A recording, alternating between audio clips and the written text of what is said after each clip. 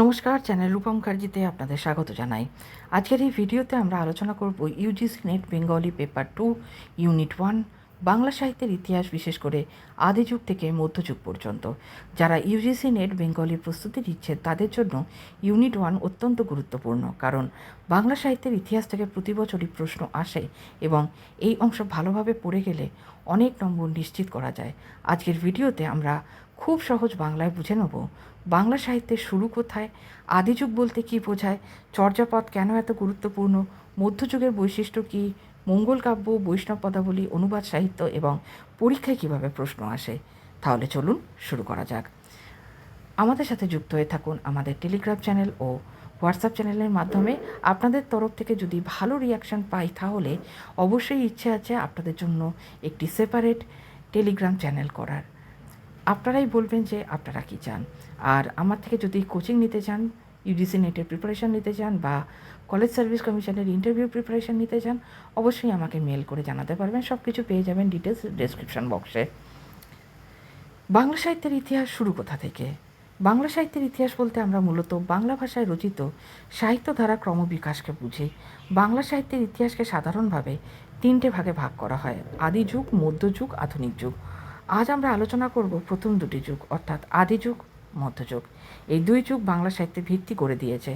আধুনিক বাংলা সাহিত্যকে বুঝতে হলে আগে এই ভিত্তিটা খুব ভালোভাবে বুঝতে হবে। আদিযুগ প্রায় 950 থেকে 1200 খ্রিস্টাব্দ। বাংলা সাহিত্যের ইতিহাসে প্রথম যুগ হলো আদিযুগ। একে অনেক সময় বলা হয় প্রাচীন যুগ এবং চর্চা যুগ। এই যুগের সময়কাল সাধারণত ধরা হয় 950 খ্রিস্টাব্দ থেকে 1200 খ্রিস্টাব্দ। এই যুগের সবচেয়ে গুরুত্বপূর্ণ এবং প্রায় একমাত্র সাহিত্য নিদর্শন হলো চর্যাপদ, অর্থাৎ আদিযুগ মানেই মূলত চর্যাপদ। চর্যাপদ কি? চর্যাপদ হলো বাংলা সাহিত্যের প্রাচীনতম নিদর্শন। এটি বাংলা ভাষার প্রথম সাহিত্যিক রূপ। চর্যাপদ হলো বহুত্ব সহজিয়ার সিদ্ধাচার্যদের রচিত গানের সংকলন। এখানে চর্যা শব্দের অর্থ সাধনা আর পদ শব্দের অর্থ গান বা পদ, অর্থাৎ চর্যাপদ হলো সাধন সঙ্গীত। এগুলি মূলত ধর্মীয়, আধ্যাত্মিক এবং গুপ্তার্থপূর্ণ পদ। চর্যাপদের আবিষ্কার। চর্যাপদ আবিষ্কার করেন হরপ্রসাদ শাস্ত্রী মহাশয়। তিনি নেপালের রাজদরবারের গ্রন্থাগার থেকে চর্যাপদের পুঁথি আবিষ্কার করেন। এই আবিষ্কার বাংলা সাহিত্যের ইতিহাসে এক যুগান্তকারী ঘটনা, কারণ এর আগে বাংলা ভাষার প্রাচীন সাহিত্য সম্পর্কে এত স্পষ্ট ধারণা ছিল না। হরপ্রসাদ শাস্ত্রী চর্যাপদ আবিষ্কার করে প্রমাণ করেন যে বাংলা ভাষার সাহিত্যিক ইতিহাস অনেক প্রাচীন। এই প্রশ্নটি পরীক্ষায় খুব গুরুত্বপূর্ণ। চর্যাপদকে আবিষ্কার করেন? সঠিক উত্তর হরপ্রসাদ শাস্ত্রী। চর্যাপদের রচয়িতা। চর্যাপদ রচনা করেছিলেন সিদ্ধাচার্যগণ। এরা ছিলেন বৌদ্ধ সহজিয়া সাধক। প্রধান ও উল্লেখযোগ্য কবিরা হলেন লুইপা, সবরপা, কান্নপা, হুসুকপা, সরহপা, কুক্কুরিপা। এই নামগুলি পরীক্ষায় বারবার আসে। বিশেষ করে লুইপাকে চর্যাপদের অন্যতম প্রাচীন কবি বলা হয়। চর্যাপদের ভাষা। চর্যাপদের ভাষা নিয়ে বহু বিতর্ক আছে, তবে সাধারণভাবে বলা হয় এটি প্রাচীন বাংলা ভাষার আদিরূপ।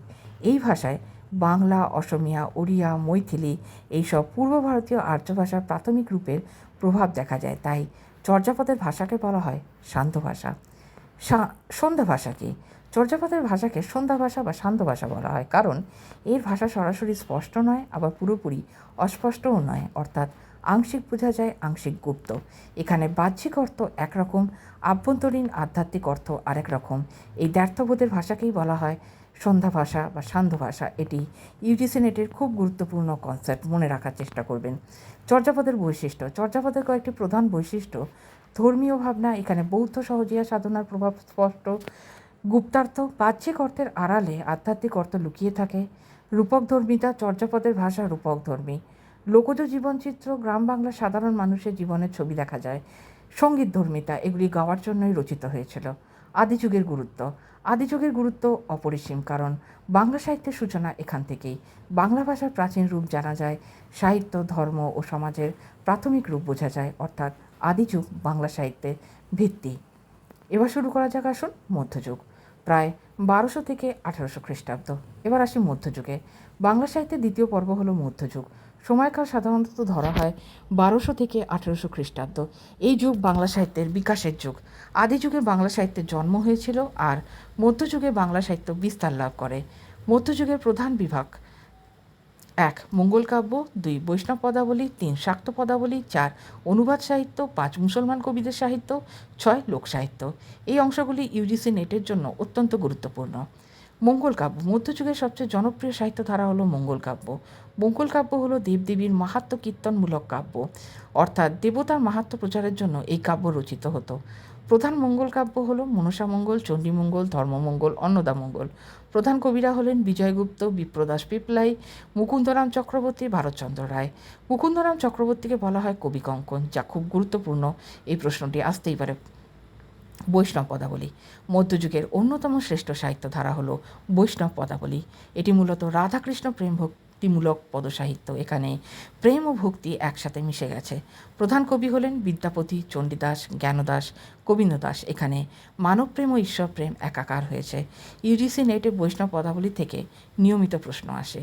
শাক্ত পদাবলী শাক্ত ধর্ম ভাবনাকে কেন্দ্র করে যে পদসাহিত্য গড়ে ওঠে তাকে বলে শাক্ত পদাবলী। এখানে দেবী কালী, উমা, দুর্গা প্রধান বিষয়। প্রধান কবি হলেন রামপ্রসাদ সেন, কমলাকান্ত ভট্টাচার্য। রামপ্রসাদী পদ বাংলা সাহিত্যে বিশেষ গুরুত্বপূর্ণ। অনুবাদ সাহিত্য মধ্যযুগের সংস্কৃত সাহিত্যের প্রভাব বাংলা সাহিত্যে প্রবলভাবে পড়ে। ফলে রামায়ণ, মহাভারত, ভাগবত ইত্যাদি গ্রন্থ বাংলায় অনুদিত হতে থাকে। এটি অনুবাদ সাহিত্য। প্রধান অনুবাদক কৃত্তিবাস রামায়ণ অনুবাদ করেছিলেন, কাশিরাম দাস মহাভারত অনুবাদ করেছিলেন, মালাধর বসু শ্রীকৃষ্ণ বিজয় অনুবাদ করেছিলেন। এই অংশ থেকেও নিয়মিত প্রশ্ন আসে। আসুন এবার জানা যাক মুসলমান কবিদের সাহিত্য নিয়ে। মধ্যযুগে মুসলমান কবিরাও বাংলা সাহিত্যে গুরুত্বপূর্ণ অবদান রাখেন। তাদের রচনায় ইসলামী ভাবধারা, প্রেম, লোকজ কাহিনী, রোম্যান্টিকতা প্রাধান্য পেয়েছে। প্রধান কবি হলেন সৈয়দ সুলতান, আলাওল, দৌলত কাজী। এদের অবদান বাংলা সাহিত্যের বহুমাত্রিকতা বাড়িয়েছে।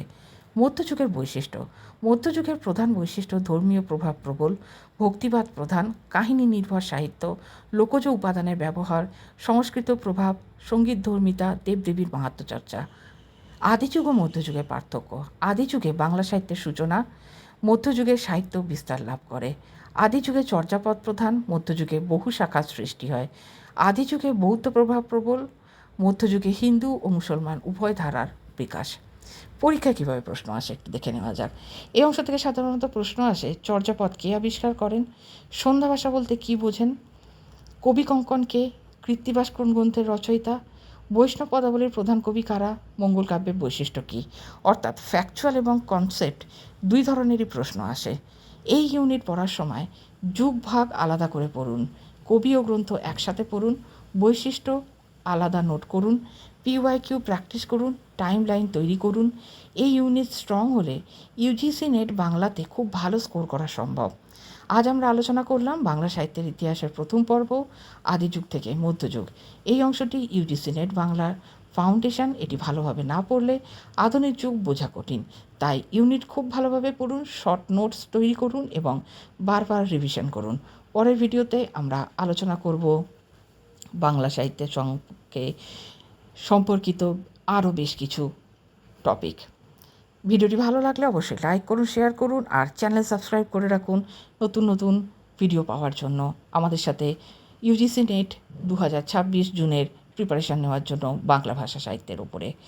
ভালো থাকবেন, দেখা হচ্ছে পরের ভিডিওতে। ধন্যবাদ, নমস্কার।